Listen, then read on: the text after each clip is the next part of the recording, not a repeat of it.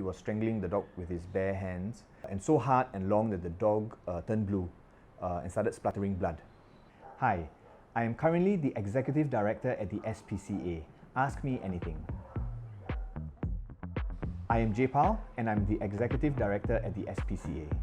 So for animal rescue, we receive approximately 150 calls every month, and these are usually animal emergencies such as an animal hit by a vehicle or animal that has fallen down from height. With regard to animal cruelty and welfare, we receive approximately 40 cases every month. The solve rate has been increasing over the years, and I think it's largely down to two main factors. The first being the proliferation of CCTVs, which we're seeing almost everywhere now. Those have actually helped solve a good number of animal cruelty cases. Also, we are seeing a lot of people stepping forward to report instances of animal abuse, sometimes using their smartphones as well to record down evidence, and these have been really helpful in helping to solve cruelty cases. One of the first things we do is to check if the animal has a microchip. And this is why we recommend that pet guardians always microchip their pets. So this enables someone who finds the animal, be it the SPCA, the government agencies, even vet clinics, can scan the animal very simply, find that the animal has a microchip, and then if, of course, the microchip is registered in a database, it is very easy to reunite that pet with the human guardian. But failing which, if there is no microchip in the animal or the microchip is not registered in a database, we will advertise on the Straits Times Lost and Found section, on our website as well, that we have found this lost animal. Can the pet guardian please come forward to claim the animals? We have definitely seen cases of abandonment, in the 1 or 2 weeks prior to certain holidays. So this is something that may have happened in the past for sure. Of course, you're not always able to prove that abandonment happened purely because of a spring cleaning exercise prior to that festival. But we do have our suspicions, and it's something that of course concerns us. There's another category here that's often spoken about after certain movies are launched, where specific animals are featured, whether that leads to a rise in purchasing of the animal and maybe subsequent abandonment of that animal. They definitely have an effect. So if you look at, for example, Finding Nemo, nearly 2 decades ago, I think, when that movie came out, pet retailers were reporting that there was an increase in purchases of clownfish. There's also talk where, for example, if you have the year of the rabbit or the year of the dog, that in those years or just prior to those years, people want to buy those animals to keep them as pets. For dogs and cats, yes, you absolutely can, and I think you should, if you're able to, assist in feeding these animals. The animals that we see now currently on the street, they're actually descended from abandoned pets. So I think we do have a responsibility to look after them and care for these animals. So it is important that when you feed dogs and cats in the street, that you do so responsibly, and that means you feed an appropriate diet to the animal, of course, something that doesn't harm the animal.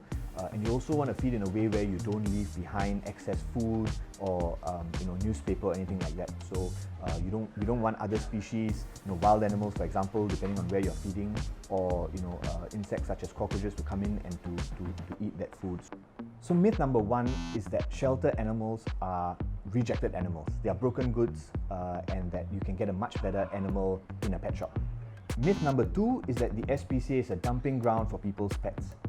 We get requests every single day to take in pets that people no longer want to look after, and there is no way that any one single organization can take in that many animals.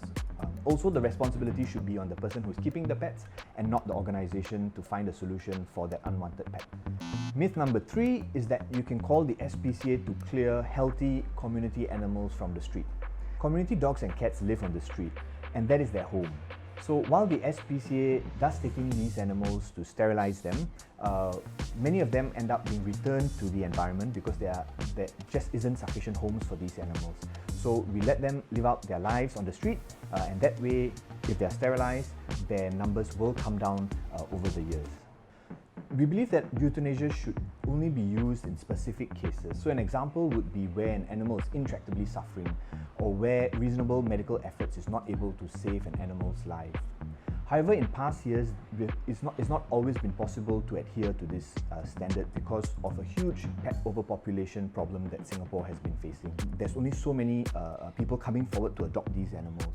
A lot of it in the past especially was caused by people who had gone and bought pets on impulse or bred these animals in their home because they did not sterilize them, and then subsequently leading to relinquishment or abandonment of the animal. There's absolutely no place for devices such as shock collars in animal training. So what we would say is that if you feel you need a shock collar or a choke chain or prong collar to train a dog, you could actually find resources, and these days you can find a lot of resources online, or you can engage a force-free trainer, there are some in Singapore, to assist you with better methods of training. Is a professional abusing an animal, and doing it for years, which is basically the 2017 dog trainer case.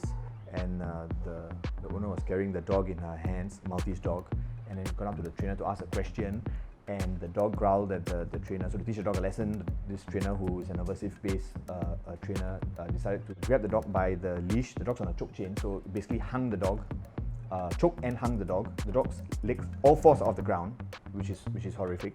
And that wasn't enough because the dog still didn't submit, and these people dearly want the animal to submit to them, which is an extremely outdated and non-scientific way of approaching animal behavior and psychology. And he then goes on to, with his bare hands, choke the dog.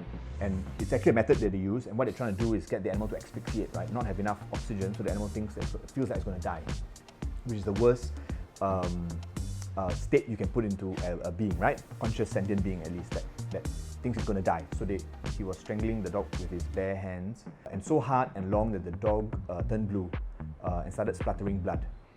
Throughout the entire episode, the pet guardians were there trying to get him to stop, but he refused. He's mocking them, saying that if you are so nice to your dog will never learn, which is absolute nonsense. I mean, thankfully that dog survived. The pet guardian there learned the lesson and never went back to that class again, and never allowed any such method to be used on that dog ever again. Yes, every single day. Despite some victories that we do get, and I think those are important to keep us going, there's still many animal welfare issues. There's still many animals in a situation where they are suffering, and we have not been able to help them. So when you have that, how can you be satisfied and think that what you're doing is enough? So I think we have to remind ourselves every day that there's a lot more that we can do and that we should be doing, and I think that's what drives my team and I to keep up at what we're doing.